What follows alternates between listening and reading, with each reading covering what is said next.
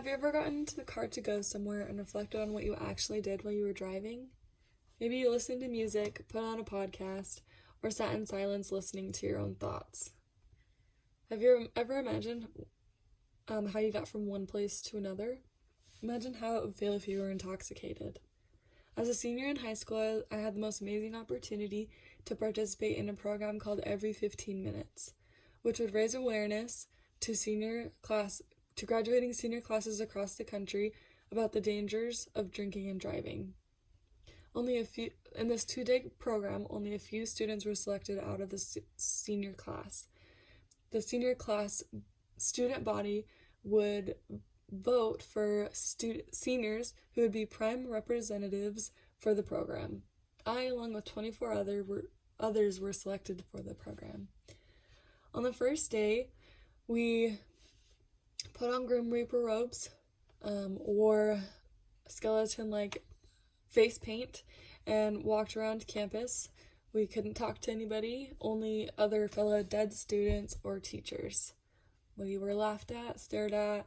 Students tried to get us to laugh, and students didn't take it very seriously. But even with the mishaps, I wouldn't change my experience for the world.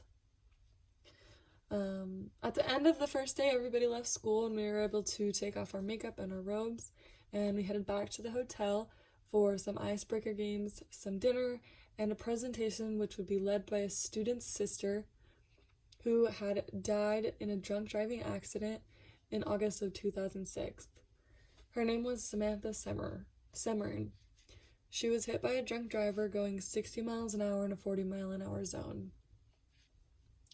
I can still remember vividly the stories that her sister shared and the pictures that she showed us.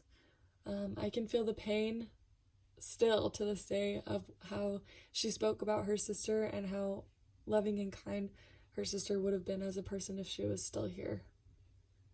My heart hurt for her.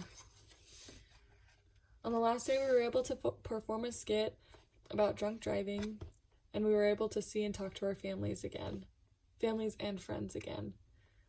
I will never forget this experience, and I will always hold it dear to my heart.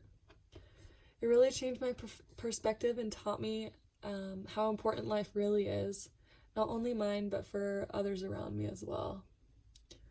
I learned that when I am of age, how to be responsible when I'm out drinking with friends, alone, or how to be aware of who's going to be the designated driver in the friend group.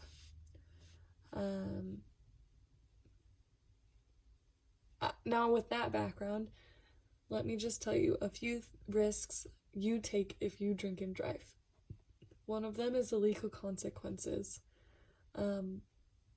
Some legal consequences of a DUI or of drinking and driving is a DUI, your license being revoked, probation time, jail time, community service hours, and fees and fines. In 2019, there was over 10,000 deaths caused by drunk drivers. The second thing you should be aware of about drinking and driving is the health consequences. Drinking at a young age can affect physiological components of the brain and its function.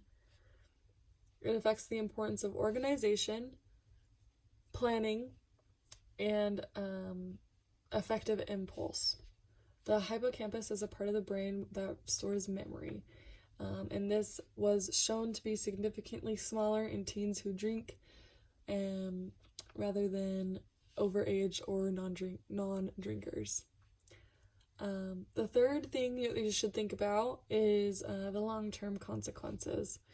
The National Center for Biotechnology Information showed us that heavy alcohol consumption affects anxiety, depression, and makes you more susceptible to using tobacco and other drugs that help soothe depression and anxiety.